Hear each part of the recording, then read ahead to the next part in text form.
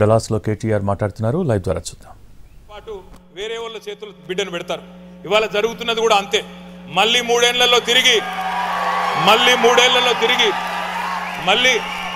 బిడ్డ తల్లి దగ్గరికే చేరుతుంది. తెలంగాణ తల్లి దగ్గరికే చేరుతుంది. తిరిగి కేసీఆర్ గారే ముఖ్యమంత్రిగా 3 ఏళ్లలో మళ్ళీ తప్పకుండా వస్తారు.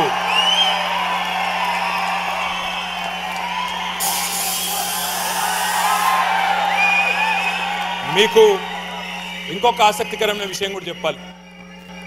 ఆనాడు 2015లో మేము డాలస్ నుంచి పోయి అవుతారు కేసీఆర్ గారు సీఎం అవుతారు తొందరపడదు. డాలస్ నుండి పోయి బే ఏరియాలో వరుసగా టెక్నాలజీ కంపెనీతో మా మీటింగ్లు నడుస్తూ ఉన్నాయి. అరూబా నెట్వర్క్స్ అనే ఒక కంపెనీ ఉంటుంది. దాన్ని కీర్తి మేల్కోటే గారని ఆయన స్థాపించారు. తర్వాత హ్యూలెట్ ప్యాకెడ్లో దాన్ని విలీనం చేసినారు, వాళ్ళు టేక్ ఓవర్ చేశారు.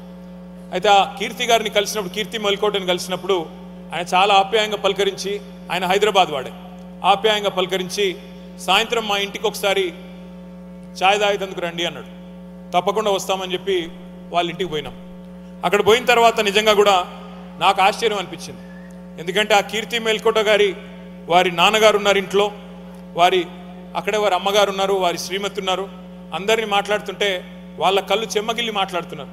నేను అప్పుడే తెలుసుకున్నాను కీర్తి మేల్కోట ఎవరు అంటే 1969 తెలంగాణ ఉద్యమ నాయకుడు, ఆనాడు తెలంగాణ ప్రజా సమితి అనే బ్యానర్ మీద ఎంపీగా గెలిచిన జిఎస్ మేల్కోటే గారి మరి మనవడు కీర్తి మేల్కోటే.